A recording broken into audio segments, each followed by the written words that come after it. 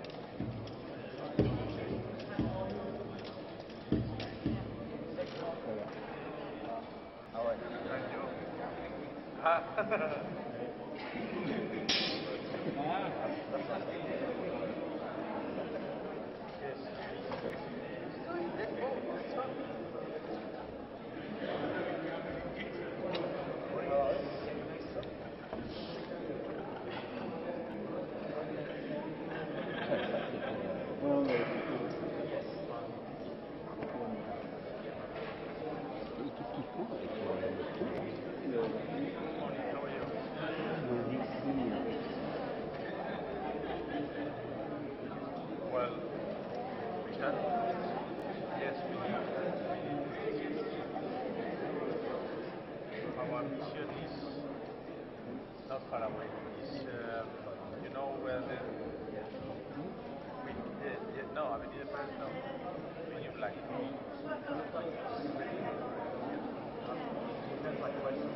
But we always start coordination.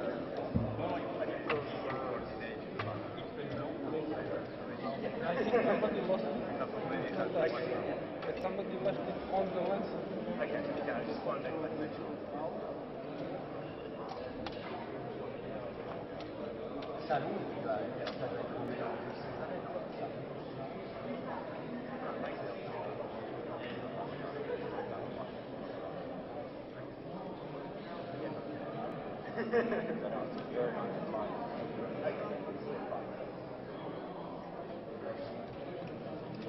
So you want to that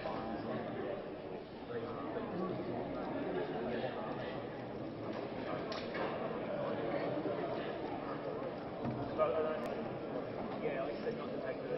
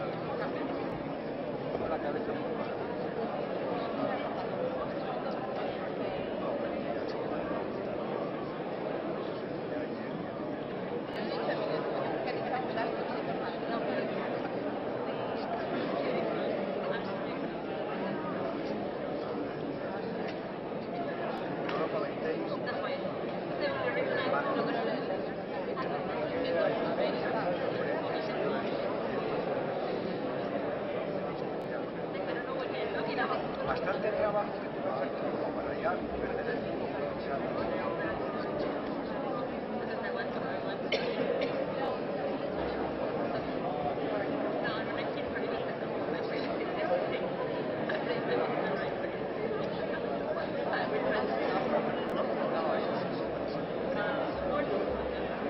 Ayer la sale de la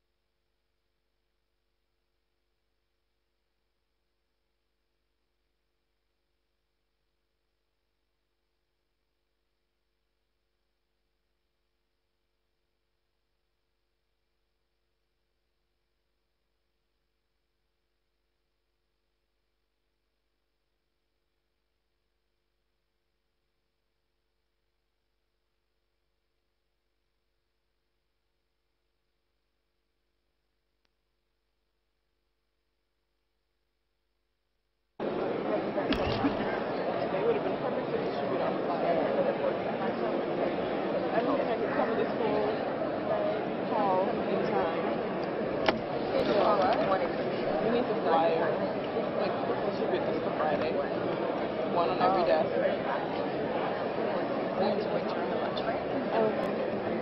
So when people come back from the debate, the thing is, this is the time when all the ambassadors will be here because it's the High Commissioner. So it would have been good to do it now. I should have probably thought of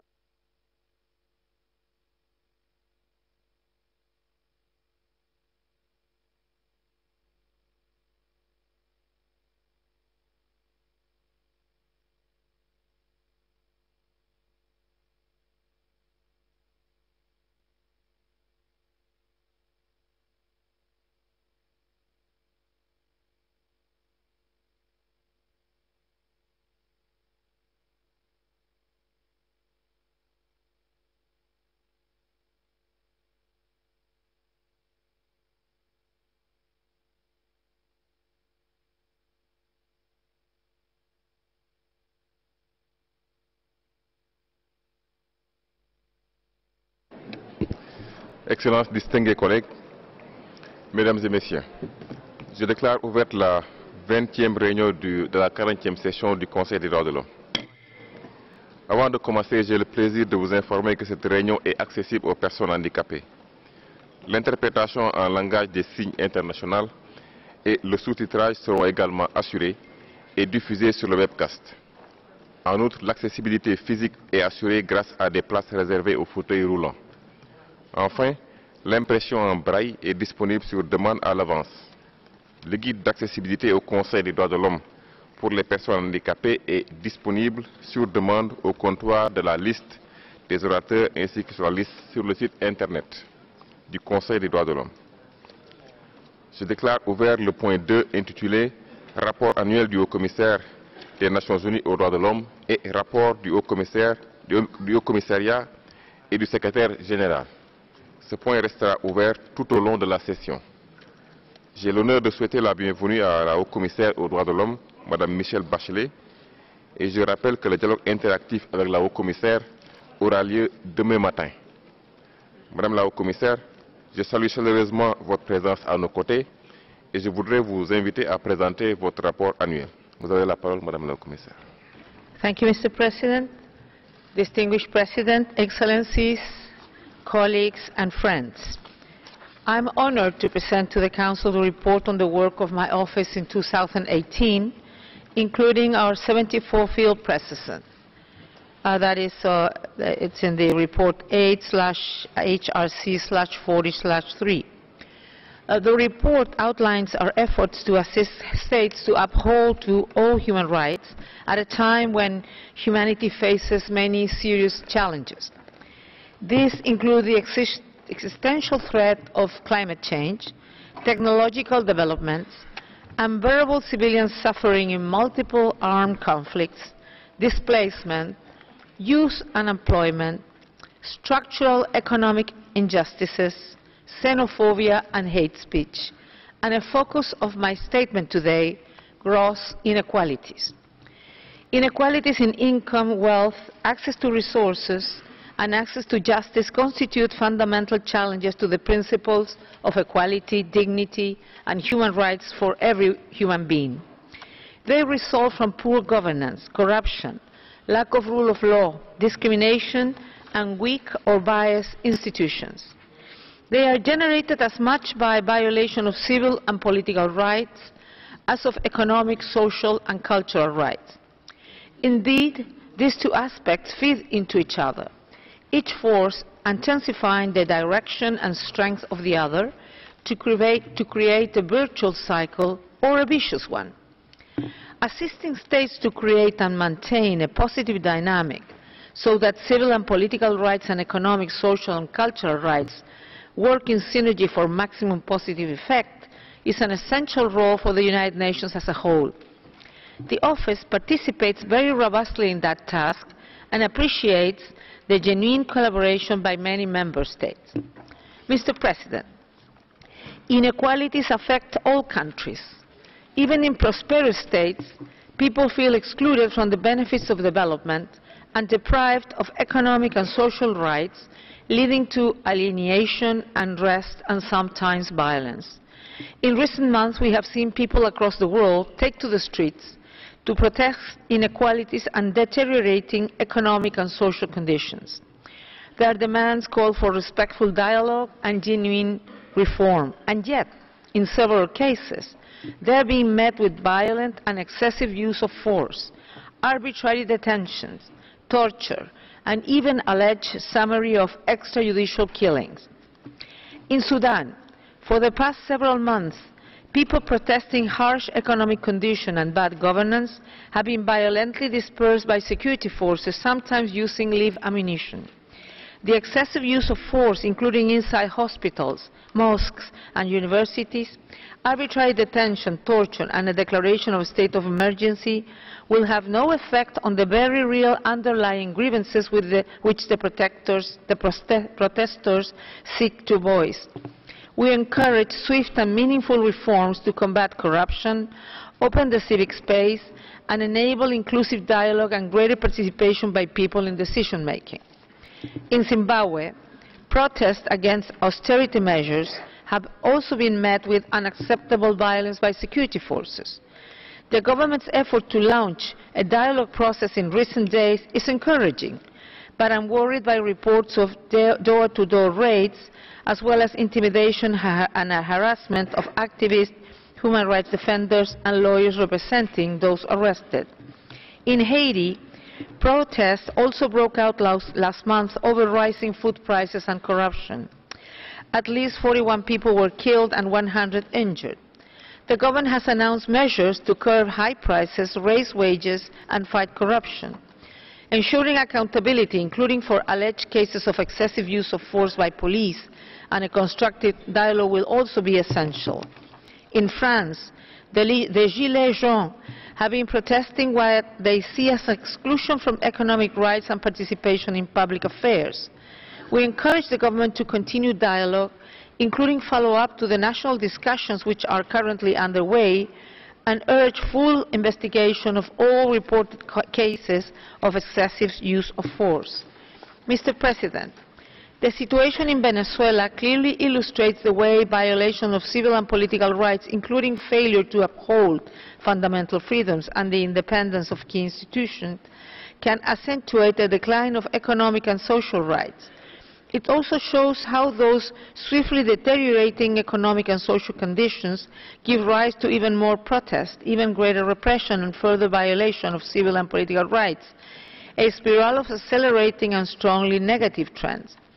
This situation has been exacerbated by sanctions, and the resulting current political, economic, social and institutional crisis is alarming. The unprecedented numbers of Venezuelans compelled to leave their homes and country also has serious consequences across the region. But I will be further discussing this human rights situation, among other countries, on the 20th of March. In the context of Nicaragua's very serious social and political crisis, the resumption of national dialogue could constitute a significant step to address the grave problems facing the country. These include increasing restrictions to civic space, persecution of dissenting voices, and crackdowns on press freedom, as well as austerity measures and unemployment. The government must ensure that dialogue is respectful, safe and inclusive of all political actors and civil society groups. It is my hope that it will lead to concrete steps to better uphold all human rights, including freedom of expression, victims' rights to truth, justice, reparation, and guarantees of non-repetition and economic and social rights. In the occupied Palestinian territory, the devastating impact of the occupation on economic and social rights is closely interlinked with violation of civil and political rights.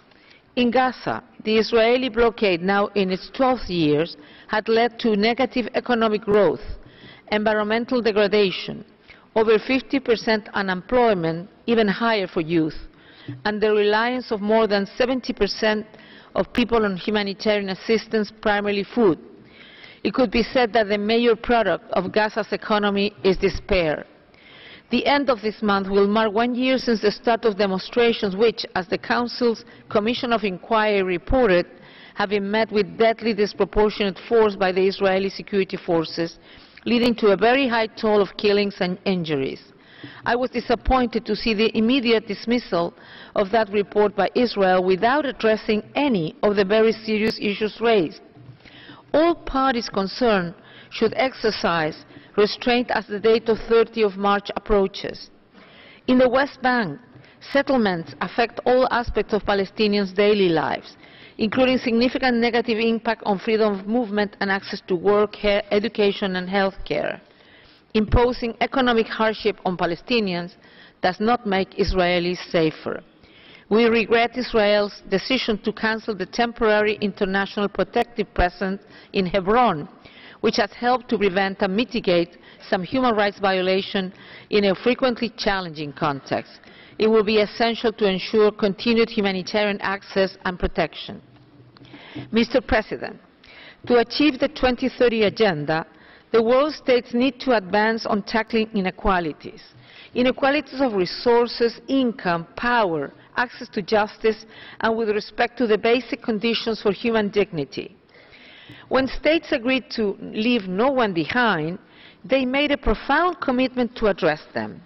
Goal 16 is a clear statement that fair access to justice, effective, accountable and inclusive institutions, and sound and inclusive governance are vital, priority development issues. We need much more and faster work to implement that promise by enacting laws, policies and programs which adopt and advance the powerful synergies resulting from the interdependence of all human rights.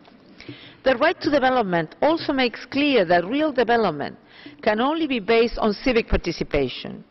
If we seek the most sustainable and effective development, we need to ensure a broad space for civil society and human rights defenders.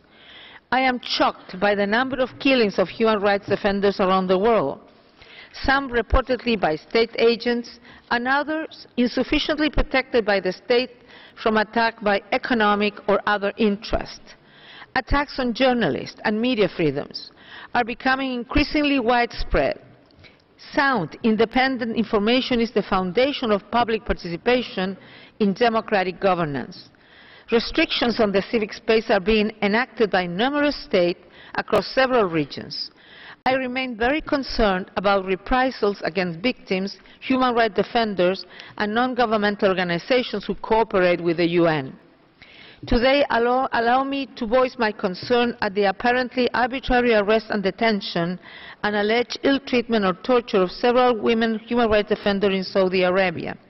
The persecution of peaceful activists will clearly contradict the spirit of the country's proclaimed new reforms, so we urge that these women be released. In Turkey, I call on the authorities to view critical or dissenting voices, including human rights defenders, academics and journalists, as valuable contributors to social dialogue rather than destabilizing forces. The recent prosecution of 16 civil society activists for, and I quote, attempting to overthrow the government for their alleged roles during protests in 2013 is emblematic of many other trials lacking international due process standards. Mr. President, in China, rapid development has lifted millions of people out of poverty, and yet in some areas communities and individuals have been left behind. My office seeks to engage on this issue with the government for full access to carry out an independent assessment of the continuing reports pointing to wide patterns of enforced disappearances and arbitrary detentions, particularly in the Xinjiang Uyghur Autonomous Region.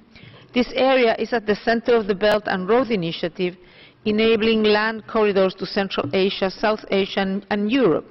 And I am convinced that stability and security in this region can be facilitated by policies which demonstrate the authorities' respect of all people's rights. In India, where there has also been significant poverty reduction in overall terms, inequality remains a serious issue. In addition, we are receiving reports that indicate increasing harassment and targeting of minorities, in particular Muslims and people with historically disadvantaged and marginalized groups such as Dalits and Adivasis. It appears that narrow political agendas are driving the further marginalization of vulnerable people. I fear that this divisive policy would not only harm many individuals but also undermine the success of India's economic growth story. Mr. President, Inequalities are a driver of several of the global trends which are of greatest concern to this and other intergovernmental bodies. Involuntary and precarious migration is a case in point.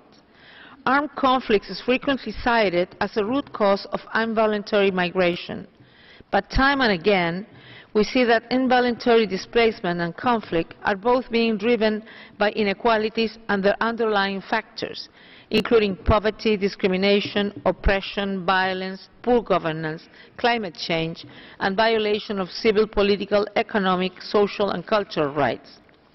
Caught in this downward spiral, people, and especially young people, may feel oppressed and robbed of their rights, leading them to migrate, often in precarious ways, to seek a life of dignity. So this is a challenge which together we can address by taking on the comprehensive and balanced human rights measures outlined in the Global Compact for Migration, which was adopted in Marrakesh on Human Rights Day last December. The continuing movement of people from El Salvador, Guatemala, and Honduras to the United States is a result of failure to ensure that development reaches everyone, with persistent violations of rights leading to profound inequalities. The comprehensive development plan being developed by Mexico, Guatemala, Honduras, El Salvador, and ECLAC is a welcome response to this challenge, very much in line with the Global Compact for Migration. In Mexico, too, the government is making efforts to move from an approach focused on detention and deportation of migrants to a new focus on protection of the rights of migrants, including opportunities for regularization and alternatives to detention. In the United States, the new migrant protection protocols, which restrict access to asylum and other forms of human rights protection and push migrants back across the border to wait for their proceedings without due process of safeguards, are a source of concern. A recent report by the Inspector General for the United States Department of Health and Human Services indicates that thousands more migrant children have been separated from their families than had been previously reported. The office has raised concern with Australia about the imminent transfer of migrants from Manu Island and Nauru to new detention centres. Those people have been suffering for more than 6 years. More humane policies could and should be implemented. I am encouraged by recent announcements from the European Union expressing interest in setting up broader channels for regular migration as an integral element of sound migration governance. My office looks forward to providing guidance on setting up these pathways. We also look forward to helping ensure that cooperation agreements with countries of origin and transit comply with international human rights law. I commend Germany's successful programs to help migrants integrate into the economy and society, as well as legislation in several countries, including Finland, Portugal and Spain, which enable the entry and stay of migrants in vulnerable situations based on human rights grounds, and troubled about other aspects of European migration policies, particularly the numbers of fatalities in the Mediterranean. Another 226 deaths were recorded in the first 2 months of this year. With several NGO vessels forced to suspend operations by measures that essentially criminalize solidarity, the ancient responsibility of rescue at sea is increasingly falling on merchant vessels, which are often ill-suited to such a task. In addition, some governments have refused entry to ships. I call on the EU and its member states to prioritize the lives and safety of migrants crossing the Mediterranean, strengthen search and rescue measures, permit NGO rescues and coordinate swift and safe disembarkation of these human beings, while at the same time tackling the root causes of this migration. Mr. President, inequalities also undermine peace and security by fueling grievances, extremism and conflicts. In the Sahel, the Office has been implementing an innovative approach aimed at reducing the risk of harm to civilians during counter-terrorism operations. OHCHR is working with the G5 Sahel Joint Force operating in Burkina Faso, Chad, Mali, Mauritania and Niger to establish a compliance framework to guide military operations. A training program is underway. Standard operating procedures are being developed which aim to reduce civilian harm and ensure sensitivity to gender issues, and a network of legal advisors being established within the joint force to ensure the operational application of international human rights and humanitarian law. Comprehensive efforts which take measures across the spectrum of rights so they can work in synergy will have the greatest impact on terrorism and conflict. We need greater investment in justice and in upholding economic and social rights. The Office seeks to expand its engagement with governments and civil society in the region to address a broader range of human rights issues. I encourage Cameroon to also consider the benefits of such an approach.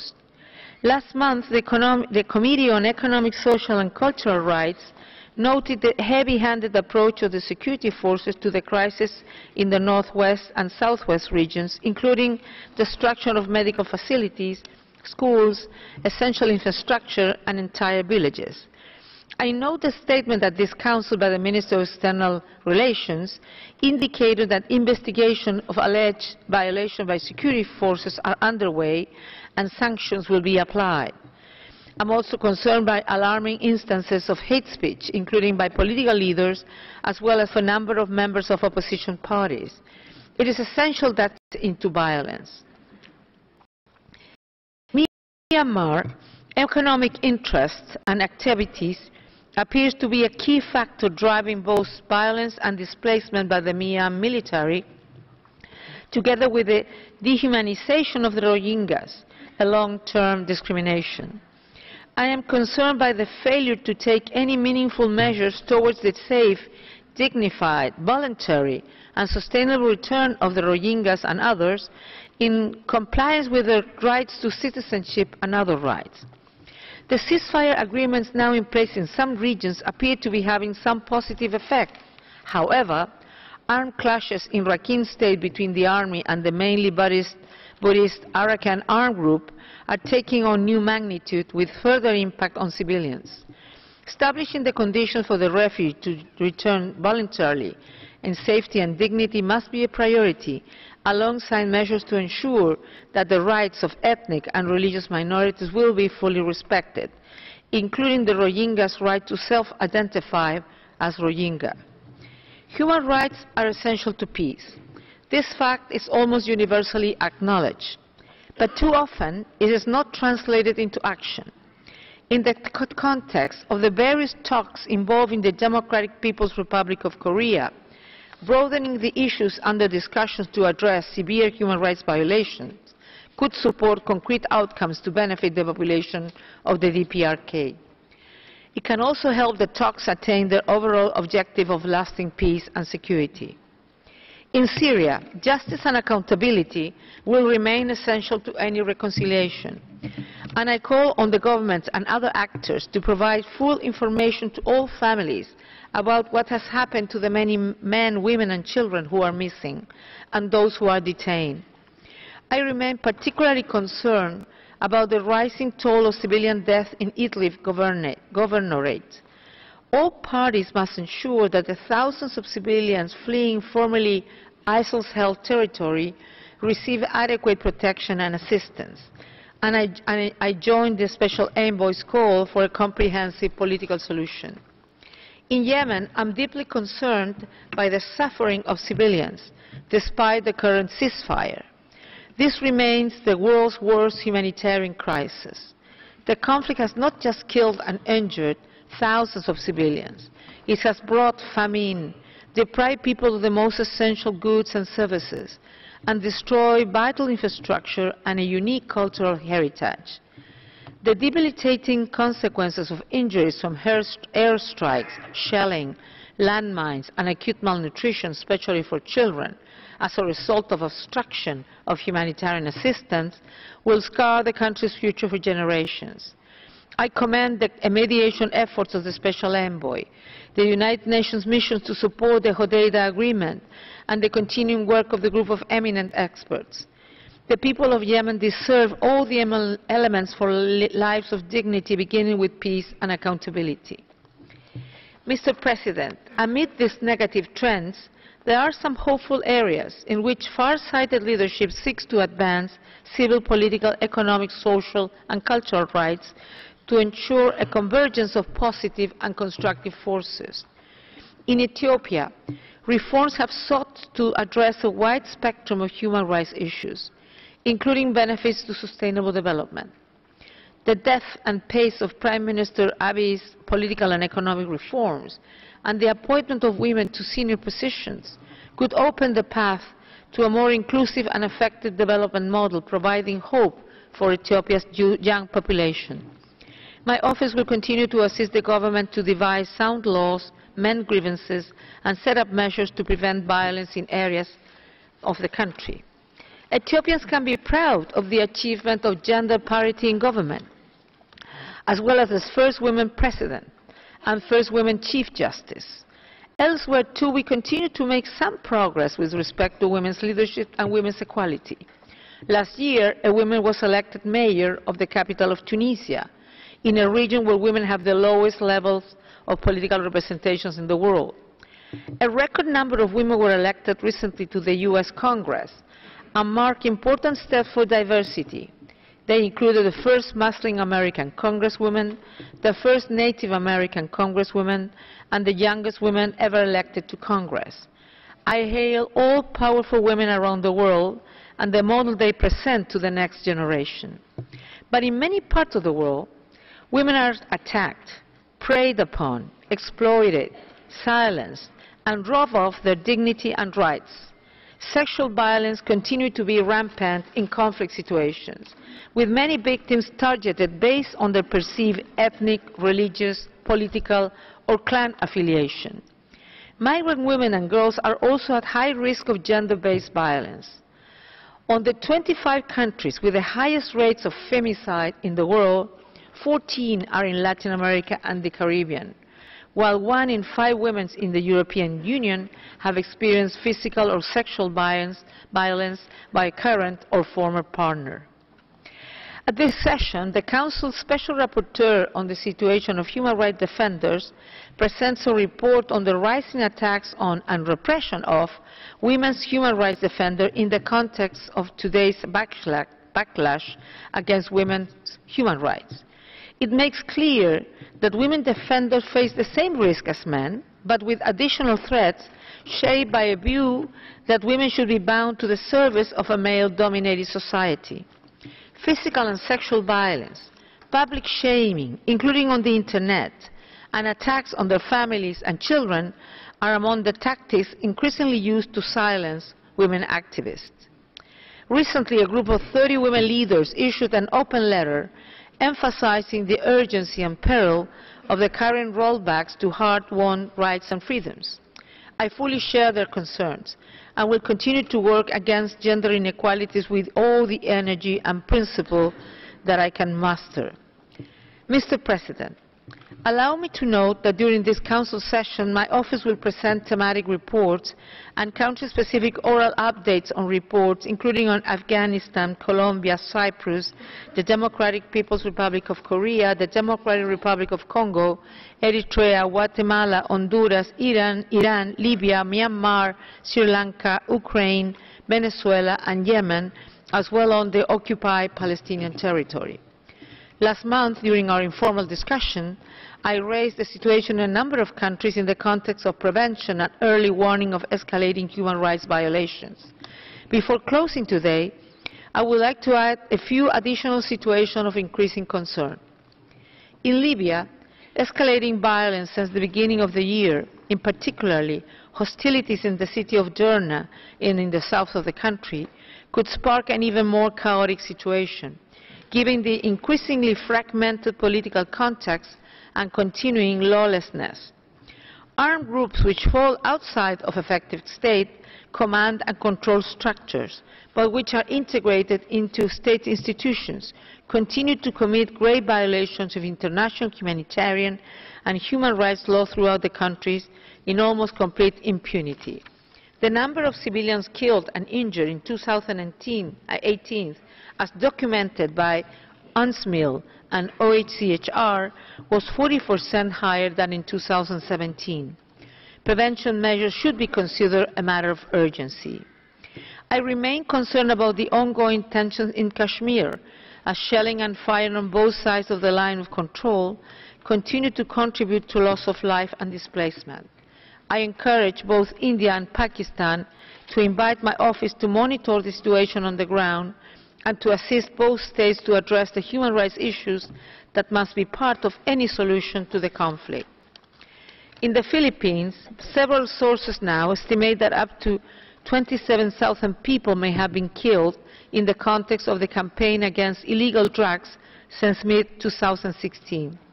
Despite serious allegations of extrajudicial killings, only one case, the widely reported killing of a teenage boy, has been subject to investigation and prosecution. People who have fallen into the trap of drug reliance need help to rebuild their lives. Drugs policies should not be more of a threat to their lives than the drugs they are abusing. I encourage the Philippines to adopt a public health approach and harm reduction initiatives that comply with human rights standards as recommended to the 2016 General Assembly Special Session. I also note that special rapporteurs of this Council have been subject to threats, and opposition politicians, human rights defenders and journalists have been threatened, attacked and jailed. I am also extremely concerned by Congress' consideration of measures to introduce the death penalty for drug-related crimes and reduce the age of criminal responsibility from 15 to 12 or even 9 years old. The drug policies in place in the Philippines and its lack of respect for rule and law and international standards should not be considered a model by any country. Distinguished President, we have seen that inequalities and the failure to give equal weight and respect to all human rights have the power to erode all three pillars of the UN: peace and security, development and human rights. Inequality threatens our opportunity to achieve sustainable, inclusive development. Inequality stirs grievances and unrest, fuel hatred, violence and threats to peace, and force people to leave their homes and countries. Inequalities undermine social progress and economic and political stability. But human rights build hope. They bind humanity together with shared principles and a better future, in sharp contrast to the divisive, destructive forces of repression, exploitation, scapegoating, discrimination and inequalities. And some countries, not always the richest in income or resources, are choosing to adopt principled and more effective policies grounded in the full range of human rights. By taking steps to advance civil, cultural, economic, political and social rights as mutually reinforcing, they can count on building a strong basis for sustainable development and social harmony. Our office will always be open to assisting this endeavor. I thank you, Mr. President. Je remercie Madame la Haut-Commissaire pour son rapport.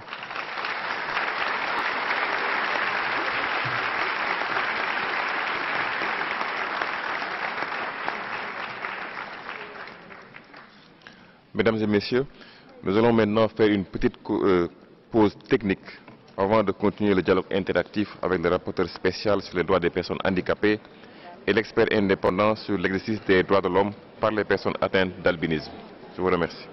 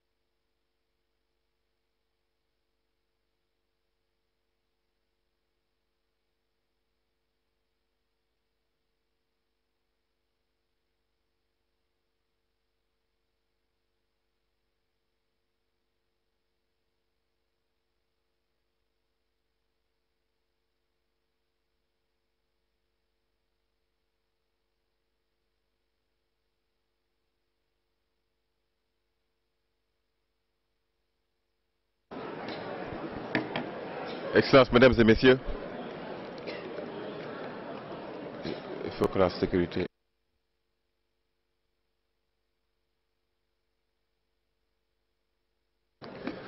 Avant de continuer, j'aimerais vous informer qu'étant donné que nous finirons la journée avec le débat annuel sur les droits des personnes handicapées, les délégations qui souhaitent exercer le droit de réponse pourront le faire avant le début du débat prévu à 16 h. Nous allons continuer notre dialogue interactif avec la rapporteure spéciale sur les droits des personnes handicapées par les personnes atteintes d'albinisme.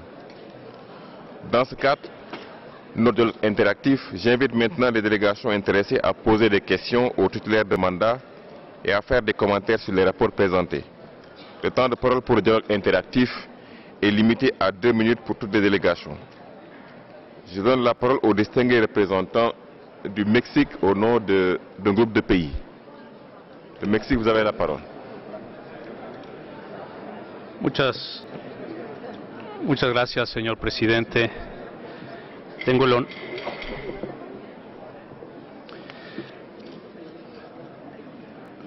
Gracias, señor presidente.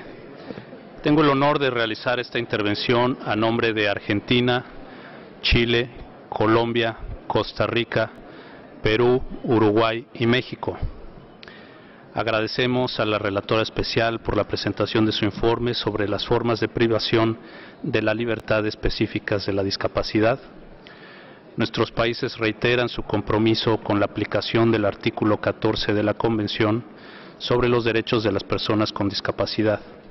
Su inclusión en este instrumento internacional expresa la voluntad de la comunidad internacional de dejar atrás los argumentos basados en el modelo médico de la discapacidad que han dado lugar al mantenimiento de sistemas e instituciones privativos de la libertad específicos para personas con discapacidad que hoy son incompatibles con la Convención. Reconocemos que la institucionalización de las personas con discapacidad incluyen a los niños y no solo en el ámbito de la salud mental, representa un reto mayor en materia de derechos humanos. Coincidimos con la relatora especial en la necesidad de poner fin a las formas de privación de libertad y coerción específicas de la discapacidad, incluyendo en la esfera de la salud mental. En este sentido, tomamos nota con interés de las recomendaciones contenidas en el informe en torno a la aplicación de políticas de desinstitucionalización con plazos claros y parámetros de referencia concretos, una moratoria para los nuevos ingresos y la instauración de un apoyo comunitario adecuado. Asimismo, coincidimos en la importancia del reconocimiento del derecho de las personas con discapacidad de acceder a servicios de apoyo basados en los derechos, contando con su consentimiento y que respeten la dignidad y los derechos de las personas con discapacidad. Finalmente, señor presidente, reiteramos la importancia de integrar a las personas con discapacidad y a las organizaciones que las representan en los procesos de adopción de medidas encaminadas a garantizar el derecho a la libertad y la seguridad de las personas con discapacidad en igualdad de condiciones que las demás, y hacemos un llamado a los estados que mantienen reservas al artículo 14 de la Convención a considerar su retiro. Muchas gracias. Je donne la parole à l'Union européenne. Merci, Monsieur le Président. Ms. Devandas, Ms. Ero, the European Union welcomes your reports presented to this session and seizes this opportunity to interact with your mandates, which the EU fully supports. As a party to the UN CRPD, the EU has a framework that promotes, protects and monitors the implementation of the Convention in matters of EU competence, legislation and policy and public administration. Equality of opportunities, non-discrimination and accessibility are at the heart of the EU Disability Strategy 2010-2020. We agree that disability-inclusive social protection systems can contribute significantly to reducing deprivation of liberty of persons with disabilities by ensuring income security and access to social services. The European Union is deeply concerned by the discrimination and violence suffered by persons with disabilities, as well as persons with albinism in different countries and regions. Could you elaborate which are the major obstacles with respect to Article 14 of the CRPD and what best practices there have been so far in coming to terms with this? Ms. Ero, the European Union welcomes the renewal of your mandate and commends your important work and commitment to fully tackling violence and the multiple discrimination faced by persons with albinism, in particular children. Lack of access of persons with albinism to education and deep-rooted social exclusion, stigma and discrimination are main barriers to access of persons with albinism to justice. In this regard, we welcome your report and its recommendations aimed at improving the access of persons with albinism to justice. Finally, we express deep appreciation for your work in preparing the Regional Action Plan on Albinism in Africa 2017-2021, and we would like to ask you about progress in its implementation. I thank you. Je vous remercie. Je donne la parole au Pakistan.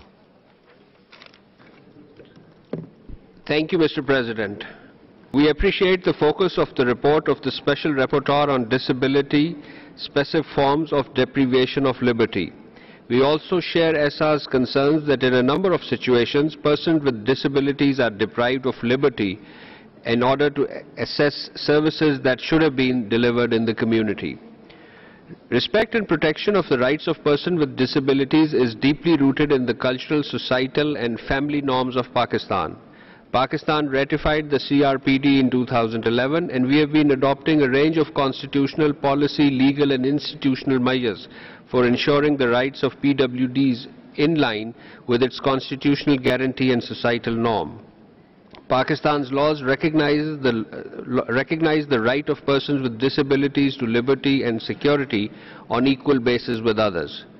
In Pakistan, we do not deprive persons with disabilities of their liberty based on actual and perceived impairment or mental capacity.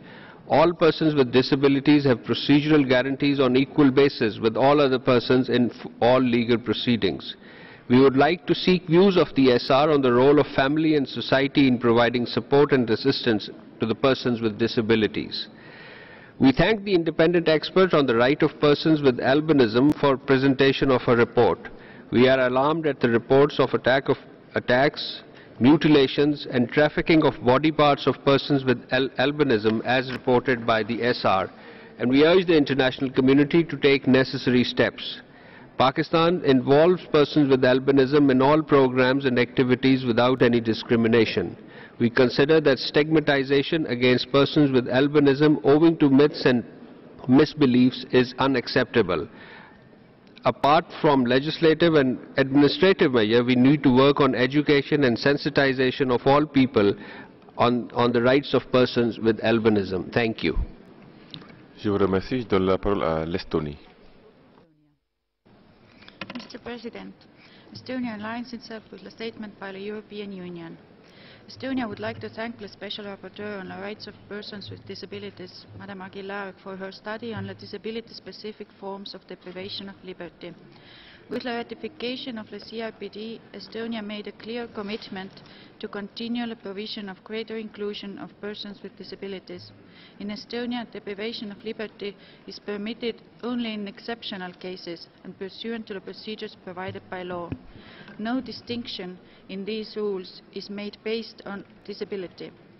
Estonia is currently working on a step-by-step approach to deinstitutionalize special care throughout the country.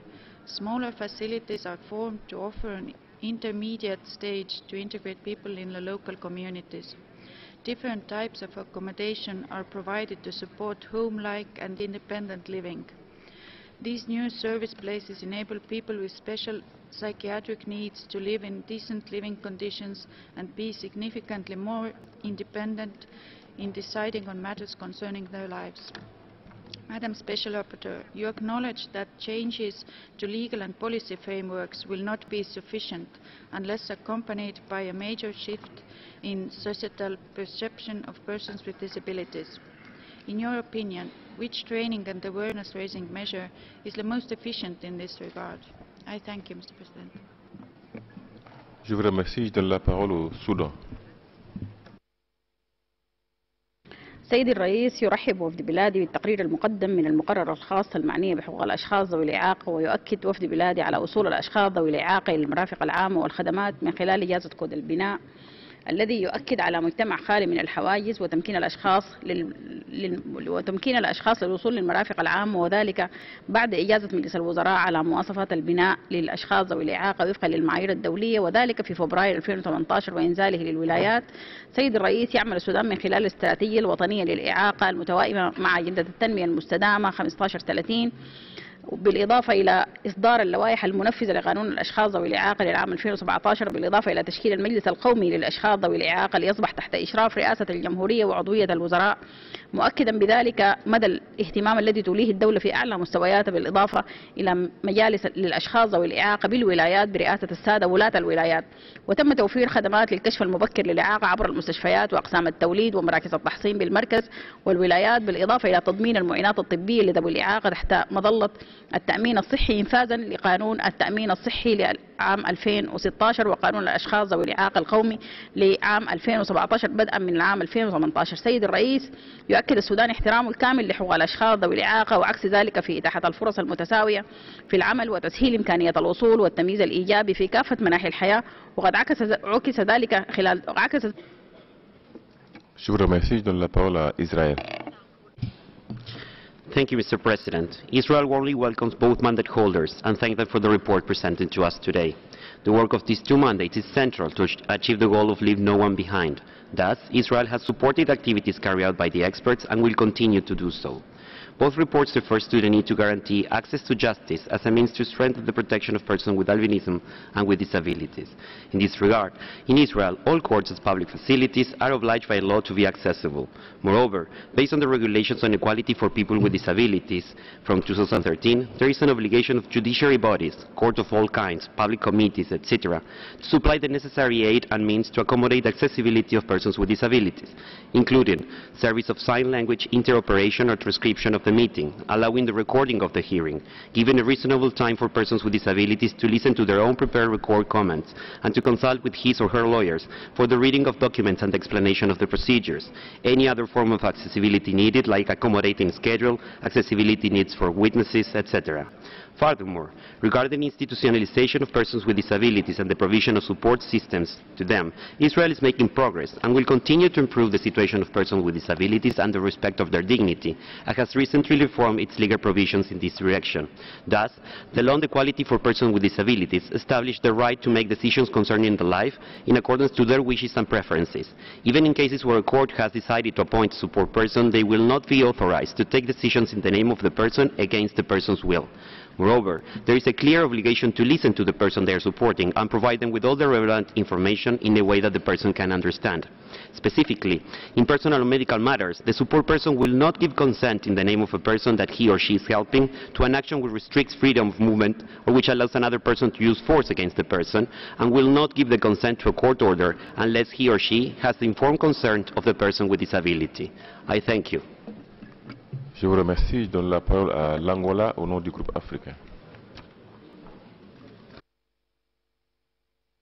The African Group welcomes the Special Rapporteur and independent expert for their respective reports. The African Group notes that Special Rapporteur's report on persons with disabilities focuses on the deprivation of liberty of persons with disabilities around the world. In Africa, it is estimated that there are 84 million Africans living with disabilities. The AU Charter and the African Commission on Human and People's Rights have developed strategies and policies such as the Continental Action Plan for the Africa Decade of Persons with Disability 2010-2019, which addresses violence, abuse and discrimination. In January 2018, heads of African states adopted the Africa Disability Protocol. In addition, various regional workshops and training assistance programs were offered across the continent, as well as capacity-building workshops for persons with disabilities. On the report of the independent experts on persons with albinism, the African Group commends Ms. Arrow for her consistent efforts to showcase the challenges faced by persons with albinism, particularly the access to justice. Africa continues to support efforts aimed at protecting the rights of persons, including through strategies such as the Regional Action Plan for Persons with Albinism in Africa 2017-2021, which states are encouraged to adopt into their national norms and policies. The AU's Pan-African Parliament passed last year a resolution on persons with albinism in Africa, which addresses concerns relating to the tax, the multiple and intersecting forms of discrimination, as well as the root causes of the violations suffered by persons with albinism. The African group believes that promoting the right of access to justice would ensure better protection of the rights to persons with albinism across the world and would encourage states to strengthen national mechanisms to this end. I thank you. Je vous remercie. Je donne la parole au Royaume-Uni. Thank you, Mr. President. The UK would like to thank Ms Davendas and Ms Aero for their reports. We are committed to a rights-based approach to disability inclusion and to implementation of the Convention on the Rights of Persons with Disabilities. Our vision for disabled people is to create a society that works for everyone. We recognise the importance of ending deprivation of liberty solely on the basis of disability to achieve this. In the UK, the responsibility to eliminate discrimination is made clear through the Equality Act 2010 and the Northern Ireland Act 1998. People's rights are also protected under the Human Rights Act, the Mental Capacity Act and other acts, ensuring the rights and needs of disabled people and barriers to participation are considered in all policy development and implementation. The deprivation of liberty safeguard system ensures that when a person is deprived of their liberty as part of their care and treatment, a supervisory body appoints assessors to make sure any action is appropriate. If certain conditions are not met, deprivation of liberty cannot be authorised. We introduced the Mental Capacity Amendment Bill to reform the system, enabling people to access protections faster. We are also working to improve treatment and support for people with mental health conditions. The National Health Service long-term plan sets out that by 2023-24, everyone will benefit from £2.3 billion of additional investment. This will provide greater access to talking therapies, including for 340,000 young people, ensuring better and earlier support for